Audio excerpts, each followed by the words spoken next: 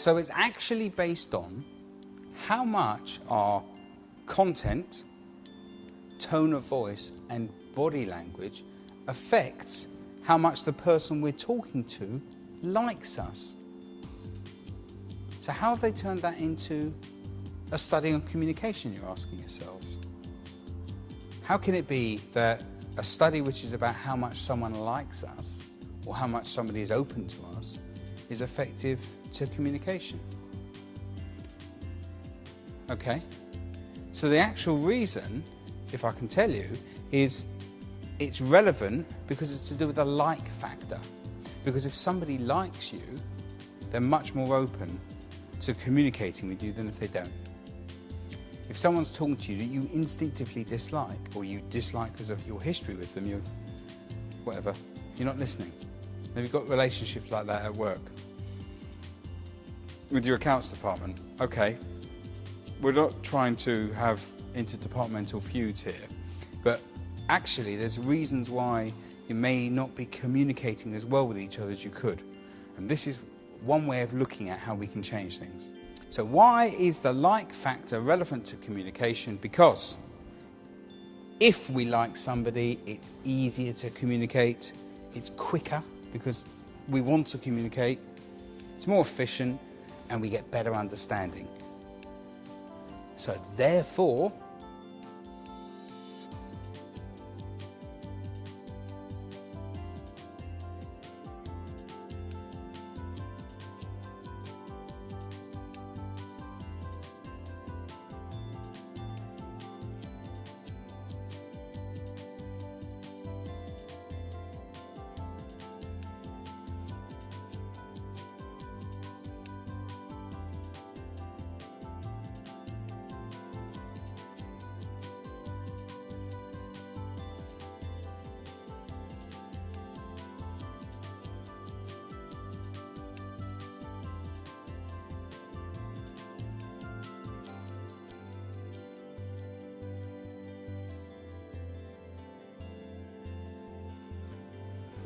the more we like each other, the better the communication and the better the communicators we become.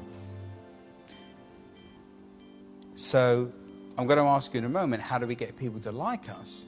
But just on this point here, if you want to communicate with somebody and they want to communicate with you, what are the chances of a good two-way understanding? Much higher. And if somebody doesn't want to communicate with you, what is the chance of good understanding?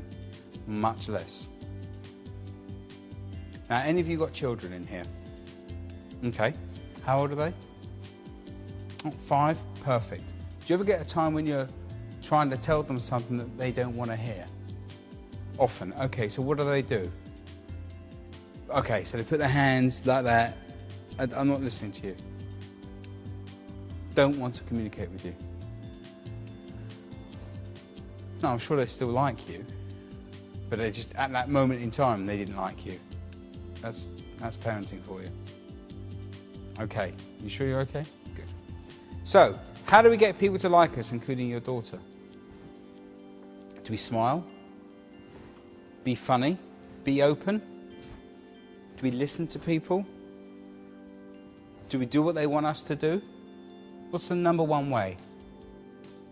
So come on, how do we get people to like us? Number one way, it's not have a good sense of humour, it's not tell jokes. Can I tell you? Okay. Number one way of getting people to like you is really simple. It's like them first. Yeah? Like them first. What that means is if you like somebody, there's a chance they'll like you, much higher than if you are defensive. For example, if you meet somebody and you're a bit defensive with them, how are you going to be to them? They're defensive towards you. How are you going to react back? You'll be defensive back, okay. So if someone goes, don't trust you, how do you feel? Destroy the set. They're going to be, you'll be defensive, you'll be, ooh. But if someone comes up to you, look, I'm really keen to be your friend, I really like you, I think what you say is really clever and interesting, how are you going to feel about them? Yeah, I like you. Do you know who Borat is? Okay, perfect example of it. Yek Shemesh, what does he say? Yek Shemesh, I like you. And they let him in and he creates havoc through their lives. But when he says this to people, hey, nice, I like you, they're thinking, can't be a bad guy. He's got a good judge of character. Interesting. Next time you watch that, you'll see him going, I like you. And they go, oh, yeah. You watch people be delighted that this mad person likes them. I've watched it specifically for this. Very interesting. So, if you like somebody, how do you behave? Yes, you smile, you're more open, you listen more, you're interested in them. You have the attitude of like. And this is a very successful way to be in life. I have the attitude of like, and most people like me back. Not everyone. Not everyone. My mother doesn't like me, but apart from her. No, I'm joking.